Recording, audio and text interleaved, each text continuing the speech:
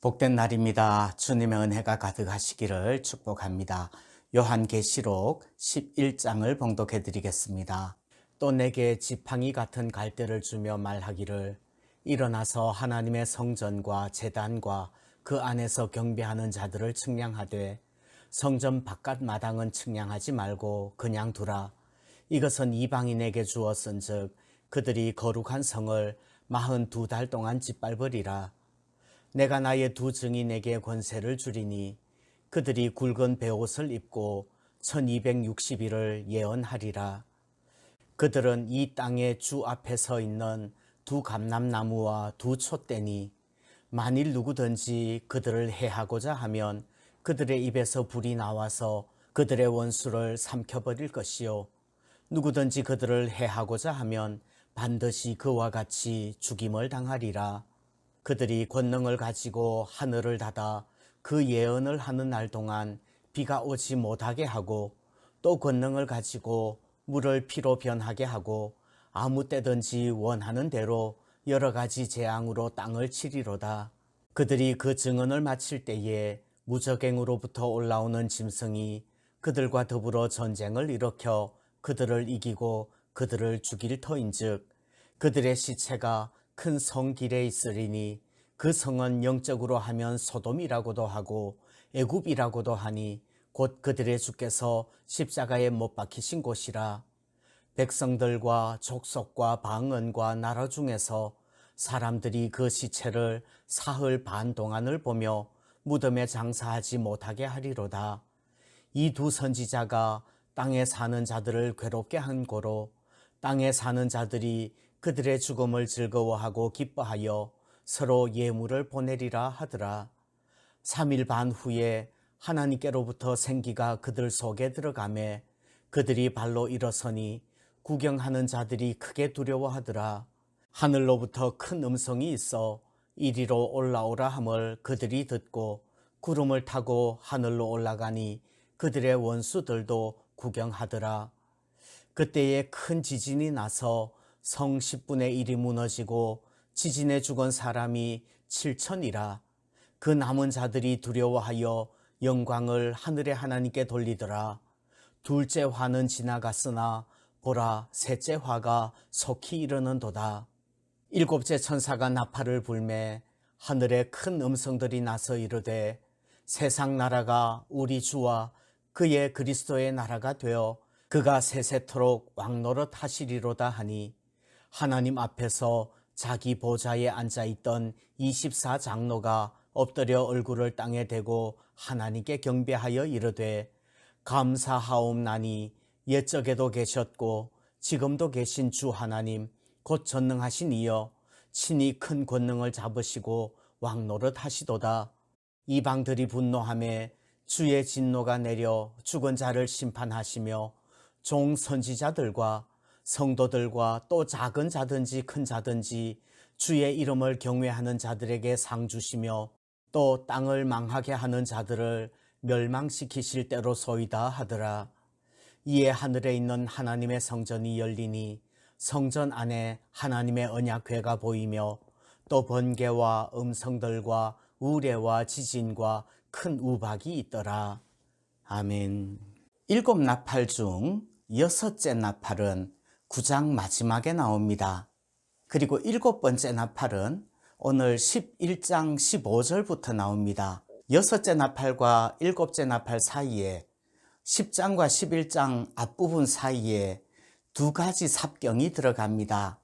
10장에서는 작은 책을 먹으라 하는 이야기가 나오고요.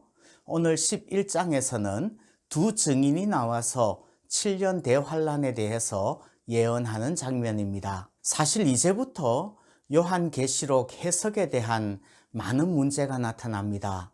7년 대환란은 무엇이며 3년 반의 기간에 대한 해석은 어떠하며 42달 1260일 사흘 반 한 때와 두 때와 반 때 이 같은 날짜는 무엇을 말하는지 또 오늘 말씀드리는 두 증인 두 감람나무 두 촛대라고도 하는 이들은 누구인지 이런 부분에 대해서 정확한 해석이 필요합니다.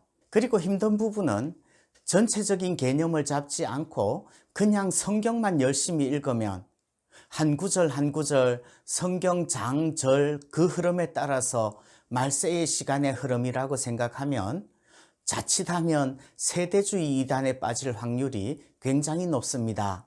예를 들면 저는 총신대 신대원을 공부했습니다. 또 저는 총신대학교에 다닐 때 미랄이라는 동아리에서 활동을 했습니다.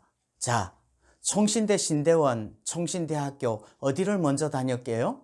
저희의 삶과 또 대한민국의 학제를 제대로 알지 않으면 오해하기 쉽습니다. 그냥 적힌 글의 순서대로만 읽는다면 마치 신대원을 먼저 다닌 것 같습니다.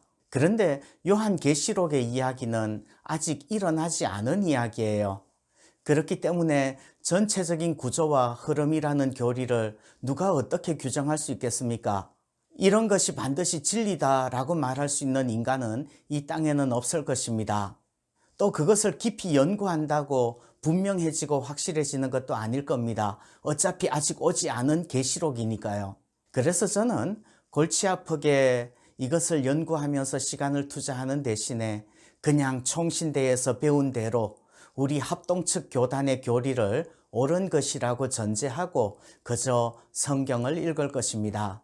성경이 살아있고 능력이 있어서 우리 자신을 깨닫게 해주시고 변화시켜 주시기를 기도합니다. 자, 잔소리가 길었는데요. 말세가 되면 7년 대환란이 다가오면 어떤 일들이 벌어질까요? 이방인들이 거룩한 성을 42달 동안 짓밟을 것입니다. 42달은 3년 6개월, 3년 반입니다. 마치 요즘 같지요. 이방인들이, 불신자들이 거룩한 성을, 기독교를 짓밟고 모욕합니다. 그런데 이렇게 느끼는 것은 자유예요. 그러나 반드시 그렇다고 확정하고 교리를 만들면 이단됩니다. 지난 2000년 동안 모든 사람들이 자기들이 사는 시기가 그랬다고 느꼈습니다. 그래서 조심하라고 말씀드리는 것입니다. 자, 7년 대환란이 시작되면 두 증인이 굵은 베옷을 입고 1260일을 예언할 것입니다. 1260일을 30일로 나누면 42, 42달입니다. 3년 반이지요. 이 두 증인 감람나무 촛대에게 대들면 대적해서 해하고자 하면 오히려 증인들이 입에서 불을 내서 원수를 죽일 것입니다. 두 증인이 예언하는 날 동안 1260일 동안에 원하는 대로 이 땅에 재앙을 내릴 수 있습니다. 그런데 두 증인이 증언을 마칠 때에는 1260일이 지나면 무저갱에서 올라오는 짐승이 두 증인을 죽일 것입니다. 무저갱에서 올라오는 짐승은 9장에서는 5째 나팔을 불 때 황충, 전갈처럼 쏘는 사람을 5달 동안 괴롭게 하는 메뚜기라고 표현을 합니다. 그 두 증인의 시체는 장사되지 못하고 주께서 십자가에 못 박히신 그곳에 그냥 있었습니다. 그리고 땅에 사는 사람들은 두 증인 선지자의 죽음을 기뻐했습니다.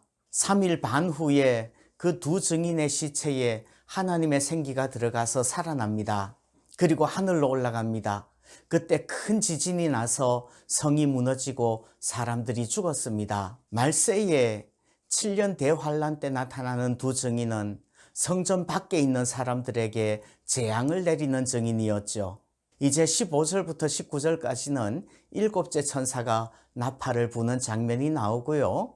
12장, 13장, 14장에 삽경이 들어가고 15장부터 7대접의 재앙이 다시 나올 겁니다. 오늘도 말세가 있으며 고통하는 때가 있음을 기억하고 더욱 경건하게 거룩하게 살 수 있기를 소원합니다.